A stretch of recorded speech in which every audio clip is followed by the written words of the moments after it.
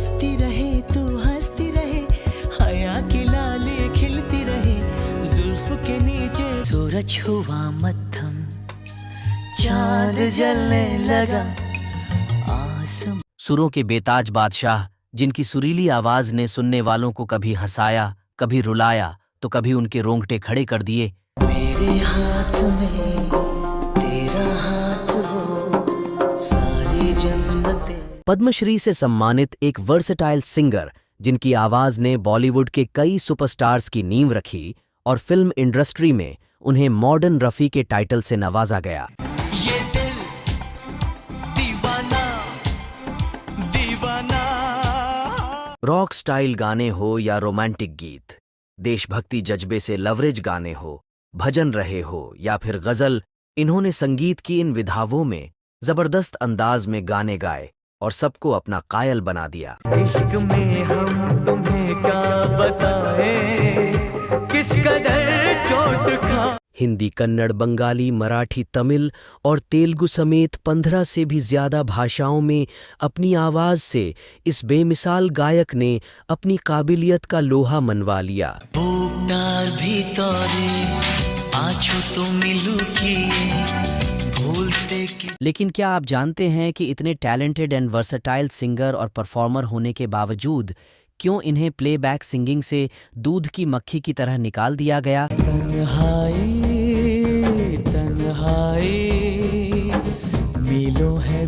क्या आप मानेंगे, कभी इन्हें कॉन्सर्ट में धक्का देके गिरा दिया गया, तो कभी इनका सिर मुंडवाने का फतवा जारी किया गया। अच्छा से लगिया तूने मेरे प्यार का, यार ने ही लूट लिया घर यार।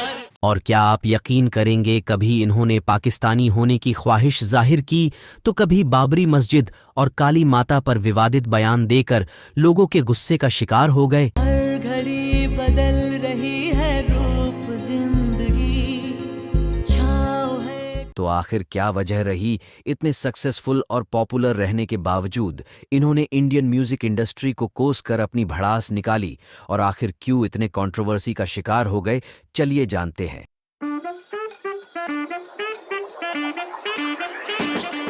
इसका है ये तुमको इंतजार में हूं ना, देख लो इधर तो। दोस्तों, फिल्म इंडस्ट्री के इतिहास में एक से बढ़कर एक टैलेंटेड आर्टिस्ट आए और गए, लेकिन कुछ कलाकार ऐसे होते हैं जो हमारे मन में हमेशा के लिए बस जाते हैं, और इन्हीं में से एक है एक्स्ट्रा ऑर्डिनरी टैलेंटेड गायक सोनू निगम। चला जाता हूँ किसी की धुन में, धड़कते दिल के तरह। कहा जाता है कि सोनू निगम को संगीत अपने पिता से विरासत में मिला। रिपोर्ट्स की माने तो सोनू निगम के पिता अगम निगम 15 साल की उम्र में ही घर से भाग गए थे। कई रात रेलवे स्टेशन पर भी सोए और बाद में स्टेज शो में परफॉर्म करने लगे। 30 जुलाई 1973 को हरियाणा के फरीदाबाद में जन्मे सोनू निगम जब 4 साल के हुए, तभी से ये भी अपने पिता के साथ स्टेज शो, शादियों और पार्टियों में गाने लगे। 19 साल में सोनू सिंगिंग में अपना करियर बनाने के लिए फरीदाबाद से मुंबई चले आए। कहा जाता है कि ये मोहम्मद रफ़ी से काफ़ी प्रभावित थे, इसलिए स्टेज शो में ज़्यादातर उनके ही गाने गाया करते थे। सरोशन चेहरा, जुल्फों का रंग सुनहरा, ये झील सी नीली आंखें, कोई राज है इनमें गहरा। मुंबई आने के बाद इन्होंने उस्ताद गुलाम मुस्तफ़ा खां से गायन की कला सीखी। सोनू ने बतौर प्लेबैक सिंगर अपने करियर की शुरुआत फिल्म जन्म से की, लेकिन ये फिल्म रिलीज नहीं हो सकी, जिसके बाद सोनू को अगला ब्रेक पाने के लिए 5 साल तक काफी संघर्ष करना पड़ा। इसके बाद सोनू ने अपने करियर की शुरुआत 1992 में प्रसारित DD1 के टीवी सीरियल तलाश के एपिसोड नंबर 9 के गाने हम तो छैला बन गए सी की एक मीडिया इंटरव्यू के दौरान सोनू ने बताया कि मुंबई आने के बाद ये इनका पहला रिकॉर्डेड गाना रहा, इसलिए आज भी ये इनके दिल के करीब है। हम तो छैला बन गए रे बबुआ, छैला बन गए हम तो। इसके बाद सोनू की मुलाकात टी सीरीज के मालिक गुलशन कुमार से हुई, और इसी के बाद मानो सोनू निगम की जिंदगी ही बदल गई।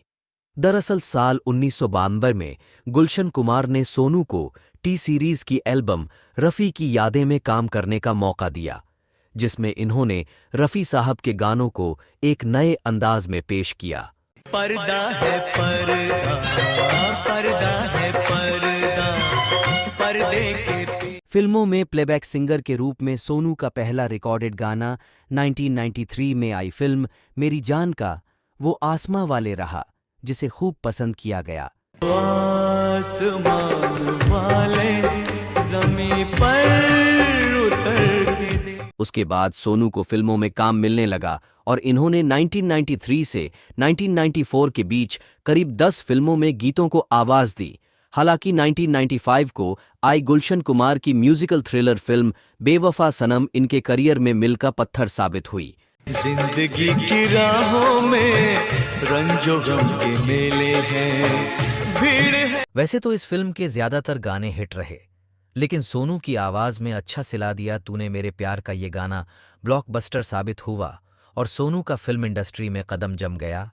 अच्छा सिला दिया तूने मेरे प्यार का, यार ने ही लूट लिया घर यार। इसके बाद सोनू ने कभी पीछे मुड़कर नहीं देखा। इसी साल सोनू ने पॉपुलर टीवी शो सारे गामापा को भी होस्ट किया। साल 1995 से 2000 के बीच सोनू ने सुपरहिट और ब्लॉकबस्टर गानों की जड्डी लगा दी। इनमें से कुछ नोटेबल गानों की बात करें तो 1997 में आई फिल्म मोहब्बत से आईना बता कैसे यह गाना बेहद लोकप्रिय हुआ। आईना बता कैसे उनका दिल चुराना है, आज फिर फिल्म बॉर्डर से संदेश से आते हैं और हमें जब से मोहब्बत हो गई है, ये दोनों गाने भी जबरदस्त हिट हुए। संदेश से आते हैं हमें तड़पाते हैं कुछ चिट्ठी आ। वही शाहरुख खान पर फिल्माया फिल्म परदेस का गाना ये दिल तो युवा दिलों की धड़कन बन गया। ये दिल दीवाना दीवाना। फिल्म हीरो नंबर 1 का गाना यूपी वाला ठुमका ने यूपी वालों को इनका दीवाना बना दिया। यूपी वाला ठुमका लगाओगे हीरो जैसे नाच के दिखाओ।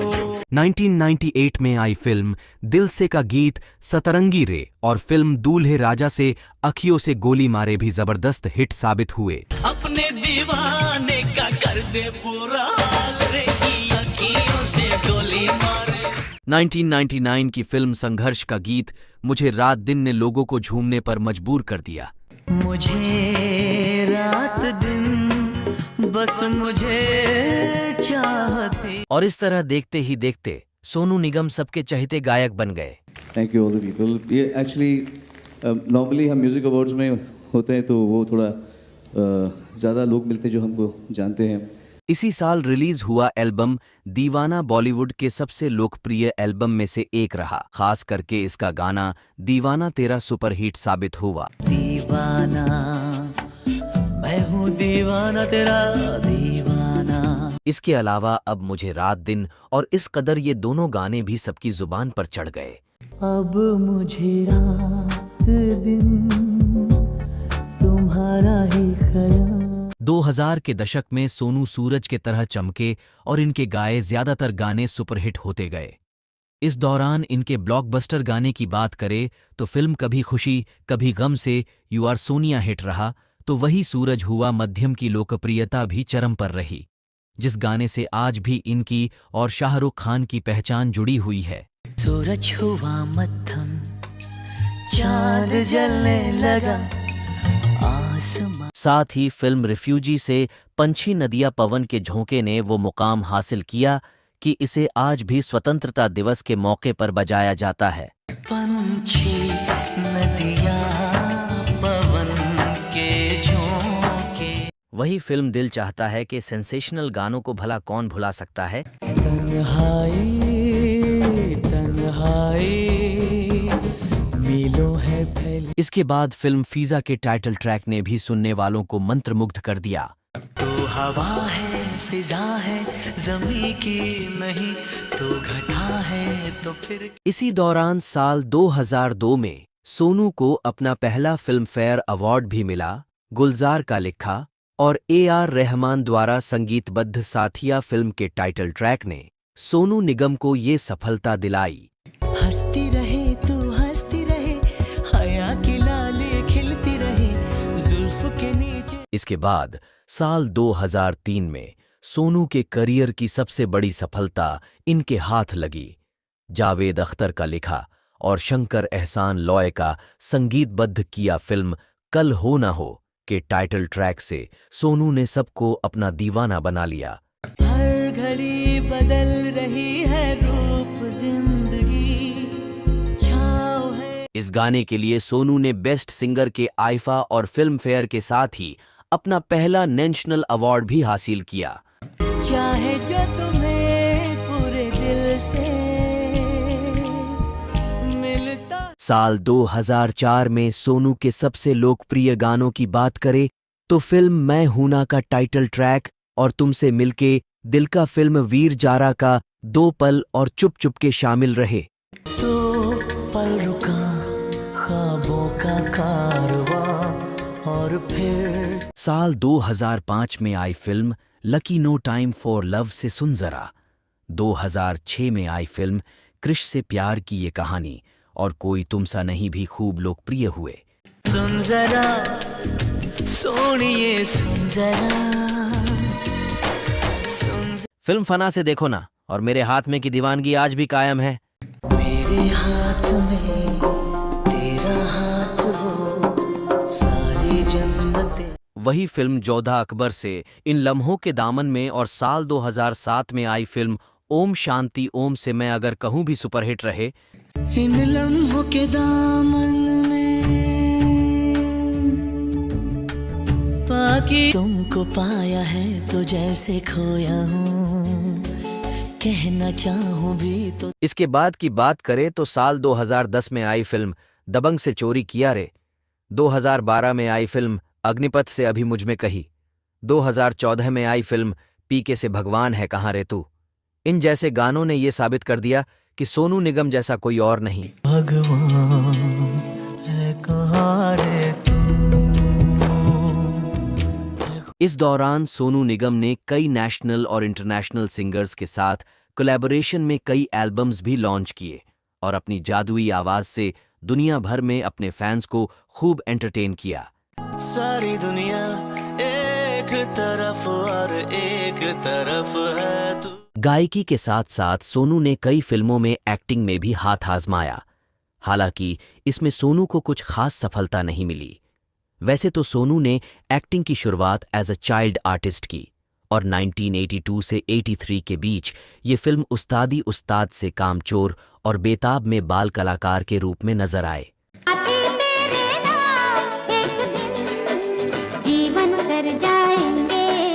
लेकिन बड़े होने के बाद सोनू ने साल 2002 में रिलीज हुई फिल्म जानी दुश्मन में काम किया, जिसमें इनके अगने को बचकाना करार दे दिया गया। हालांकि ये एक मल्टी स्टारर फिल्म रही। बैले पुमन पढ़ना चाहता हूँ। हाँ, तूने प्रीति को बहन बना के गले लगाया। शराफत से मेरे पैसे लौटाता है, तेरा भांडा फोड़ दूं। ले। फिर ये साल 2003 में फिल्म काश आप हमारे होते और साल 2004 में रिलीज हुई फिल्म लव इन नेपाल में नजर आए। हालांकि इनमें भी इनकी एक्टिंग को कुछ खास पसंद नहीं किया गया और यह फिल्में भी बॉक्स ऑफिस पर कुछ खास कमाल नहीं कर सकी। ये आपकी दवाई है, लीजिए आप लीजिए। इससे खा के आप बिल्कुल ठीक हो जाएंगी। हाँ, इसे खाने के बाद आपको शायद थोड़ी सी नींद आएगी। आप जितनी देर चाहें आराम कर सकती हैं।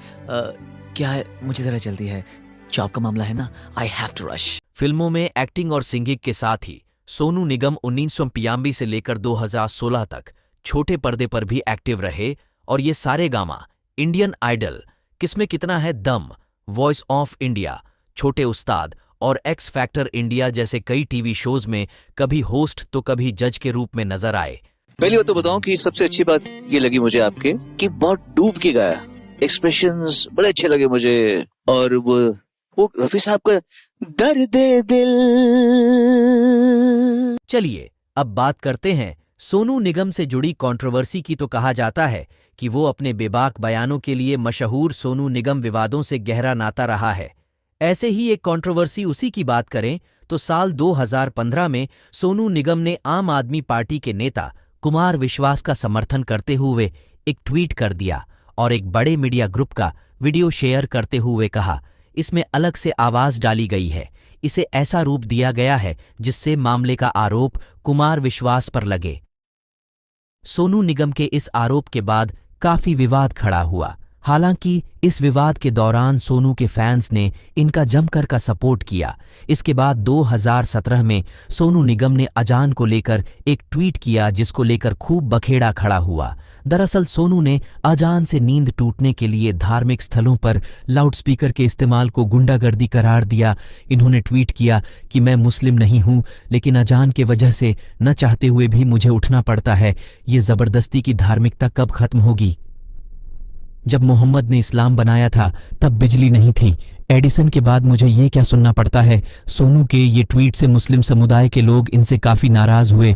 जहां कुछ लोगों ने बेबाकी से अपनी बात कहने के लिए इनकी सराहना की, तो वहीं कुछ लोगों ने गुंडागर्दी शब्द के इस्तेमाल पर आपत्ति जताई, तो वहीं कुछ लोगों ने इस अटेंशन पाने का जरिया करार दिया। इनके इस ट्वीट के बाद कोलकाता के एक मौलवी सैयद कादरी ने सोनू निगम के खिलाफ फतवा जारी करते हुए कहा कि जो कोई भी सोनू निगम के बाल मुंडवाकर जूतों को माला पहनाकर देश भर में घुमाएगा उसे 10 लाख का इनाम दिया जाएगा। इस फतवे को करारा जवाब देते हुए सोनू निगम ने मशहूर हेयर स्टाइलिश आलिम हकीम को घर पर बुलाकर अपना सिर खुद ही मुंडवा लिया। इस पर मौलवी ने कहा, उनकी सभी शर्तें पूरी नहीं हुई हैं। हम 10 लाख रुपए का इनाम तभी देंगे जब सोनू पूरे देश में जूतों की माला पहनकर घूमेंगे। हालांकि इस विवाद में घिरने के बाद सोनू निगम ने एक प्रेस कॉन्फ्रेंस करते हुए पूरे मामले पर अपनी सफाई दी और कहा कि उन्होंने सामाजिक मुद्दा उठाया था, ना कि धार्मिक, क्योंकि सोनू एक धर्मनिरपेक्ष व्यक्ति है। ये आजान के बारे में नहीं था बल्कि तेज आवाज के बारे में था।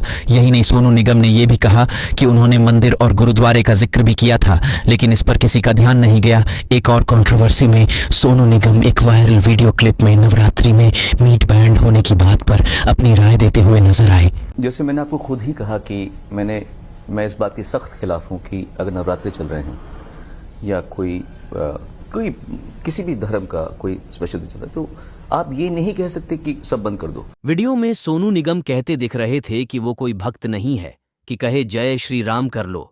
यही नहीं, सोनू निगम ने ये तक कह दिया कि नवरात्रि में मीट बैंड क्यों होगा? एक आदमी मटन बेच रहा है, ये उसका काम है। ऐसे में आप उसकी शॉप कैसे बंद करा सकते हैं? वीडियो वायरल होने के बाद लोग सोशल मीडिया के जरिए इनका जमकर विरोध करते नजर आए। कोई इन्हें नवरात्रि के दौरान मिट बेचने की बात का समर्थन करने पर इनका विरोध करते नजर आया, तो कोई इनके जय श्री राम वाले स्टेटमेंट पर हैरान हो गया। हालांकि वही कुछ लोगों ने इनका बचाव भी किया। खैर, अजान, नवरात्रि और जय श्री राम के अलावा सोनू निगम राधे मां के पहनावे पर भी सवाल खड़े कर चुके हैं। काली मां को तो राधे मां से भी कम कपड़ों में दर्शाया गया है। रोचक ये है कि ये देश कपड़ों की वजह से एक महिला पर केस चलाना चाहता है। अपने एक बयान में सोनू निगम ने राधे मां की तुलना काली मां से कर दी। बस फिर क्या था? सोनू के इस स्टेटमेंट को लेकर भी खूब बवाल हुआ। इन सारे विवादित बयान के अलावा सोनू निगम ने एक बार ये भी कह दिया कि वो पाकिस्तानी सिंगर होते तो बेहतर होता। सोनू का कहना था, भारतीय सिंगर से गाने के लिए टैक्स के रूप से पैसे लिए जाते हैं, लेकिन पाकिस्तानी सिंगर यहां आकर गाते हैं, उन्हें कोई कुछ नहीं कहता और ना ही उन्हें पैसे लिए जाते हैं। इस बयान के बाद भी सोनू निगम को सोशल मीडिया पर बायकॉट करने की मांग उठने लगी। खैर, जिन सोनू निगम को कभी आजान की आवाज से दिक्कत होती थी, वो एक बार इंटरव्यू के दौरान बाबरी मस्जिद का गिरना गलत बता चुके हैं। सोनू का कहना था कि बाबर ने मंदिर तोड़कर गलती की, पर अब सालों बाद उस मस्जिद को तोड़ना भी गलत है।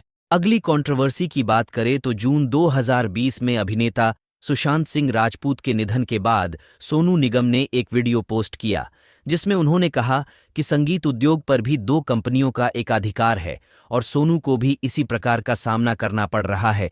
सोनू ने एक म्यूजिक कंपनी से म्यूजिक इंडस्ट्री में नए लोगों के प्रति निष्पक्ष और दयालु होने का आग्रह भी किया।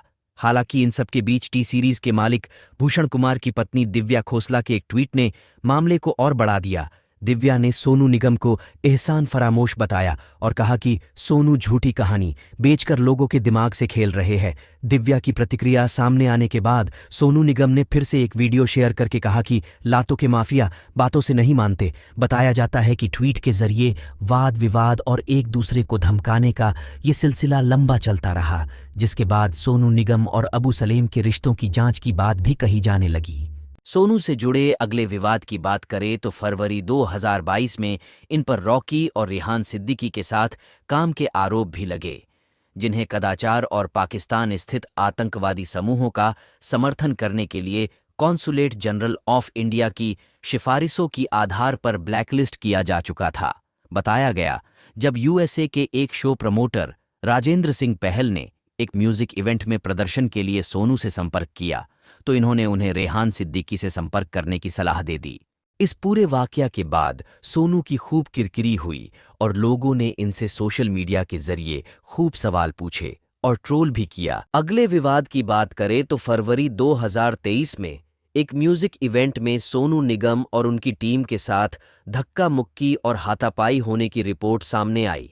बताया गया कि इस इवेंट के दौरान सोनू के गुरु गुलाम मुस्तफ़ा खान के बेटे और उनके करीबी रब्बानी खान और उनके बॉडीगार्ड को भी चोटें आई। बाद में सोनू ने इसके खिलाफ एफआईआर भी दर्ज कराई और इस मामले में बात करते हुए मीडिया से कहा कि एक शख्स ने कॉन्सर्ट के दौरान इन्हें पकड़ लिया जिसका नाम स्वप्निल प्रकाश फातरपेकर है।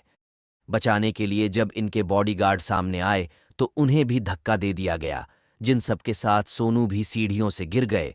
वहीं कुछ चश्मदीदों ने कहा कि सब कुछ ऐसा हुआ जैसा पहले से प्लान हो। किसी ने सोनू को धक्का दिया तो किसी ने सोनू को मुक्के बरसाए, जिसके बाद उन्हें हॉस्पिटल ले जाया गया। जानकारों की माने तो साल 2015 तक सोनू का करियर अच्छा चला, लेकिन उसके बाद सोनू किसी न किसी वजह से लगातार छोटी बड़ी कंट्रोवर्सी के शिकार होने लगे। कभी लोगों की धार्मिक मान्यताओं को आहत किया, कभी राजनीतिक मुद्दों में फंसे तो कभी इनके बयान को देश विरोधी करार दिया गया। और शायद यही वजह रही कि अच्छा परफॉर्मेंस करने के बावजूद डायरेक्टर्स और प्रोड्यूसर्स ने इनसे दूरी बना ली। खैर, फिल्म इंडस्ट्री के कॉम्पिटिटिव एनवायरनमेंट में 30 साल तक डटे रहना और पद्मश्री समेत 100 से अधिक अवार्ड जितना सबके बस की बात नहीं है। और शायद यही वजह है कि इतने सारे विवादों के बावजूद सोनू का इतना बड़ा नाम और इतनी जबरदस्त फैन फॉलोइंग रही। सोनू की आवाज के आज भी करोड़ों दीवाने हैं और इनके नए गानों का सबको बेसब्री से इंतजार रहता है। मुंबई बॉलीवुड की तरफ से सोनू निगम को इनके अपकमिंग प्रोजेक्ट के लिए ढेरों शुभकामनाएं। हर पल यहाँ जी भर जियो जो है समा। तो दोस्तों, आपको आज का हमारा ये वीडियो कैसा लगा हमें कमेंट सेक्शन में ज़रूर बताएं। बॉलीवुड की किसी नई स्टोरी के साथ अगले वीडियो में आपसे फिर होगी मुलाकात। तब तक के लिए नमस्कार।